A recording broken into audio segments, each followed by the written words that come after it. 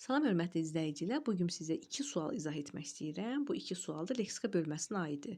Qeyd edim ki, leksika bölməsi imtahanda həm qrammatika suallarının içərisinə düşür, həm də mətnin içərisinə düşür. Ona görə diqqətli oluruq və sözlərin mənalarını, qarşılıqlarını əzbərləməyə çalışırıq.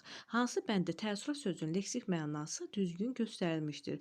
Təəssürat sözünü son günlərdə biz postlarımıza paylaşmışdıq və mən qeyd etmişdim ki, iz sözü ilə yadımızda saxlaya bilərik. Yəni insan şüurunda buraxdığı iz, əşya və ya hadisənin insan şüurunda buraxdığı iz təəssürat deməkdir. Birinci sualın cavabı A bəndidir. Digərlər uyğun gəlmir. İkincisi, sözlərdən birinin leksik mənası düzgün göstərilməmişdir. Onu qeyd edim ki, sizə hər dəfə deyirəm ki, sualı birinci növbədə sualı düzgün oxuyun. Əgər siz düzgün sözünə çatıb cavabla axtarsanız, təbii ki, yanlışlığa yol verəsiniz. Ona görə də düzgün göstərilməmişdir. Bizdən düzgün yox, yanlış soruşulur. A bəndi.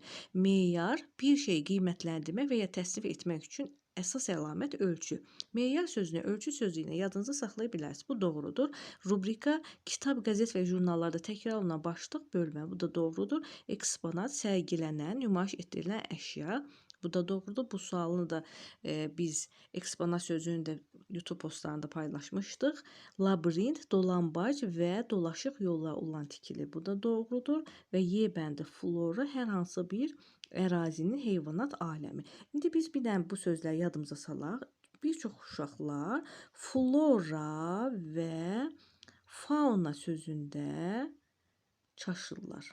Yəni yadda saxlamaqda çətinlik çəkirlər. Biz bu sözləri açar sözlərinə yadımıza saxlaya bilərik. Mən indi sizə bir qayda öyrədim. Məsələn, flora sözünün yanına hər hansı bir bitkinin adını qoya bilərsiniz. Məsələn, flora gül.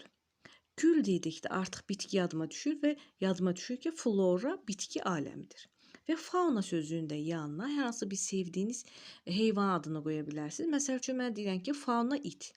Fauna it deyilən kimi, ümumiyyətlə fauna deyilən ki, it yadıma düşür və it sözü ilə də yadıma düşür ki, bu heyvanat aləmidir. Siz də istədiyiniz bir bitkinin və ya heyvan adını deməklə siz açar söz kimi yadınıza saxlaya bilərsiniz. Bu zaman sizin bu sözlər avtomatik yadınıza düşəcək və yadınızdan çıxmayacaqdır.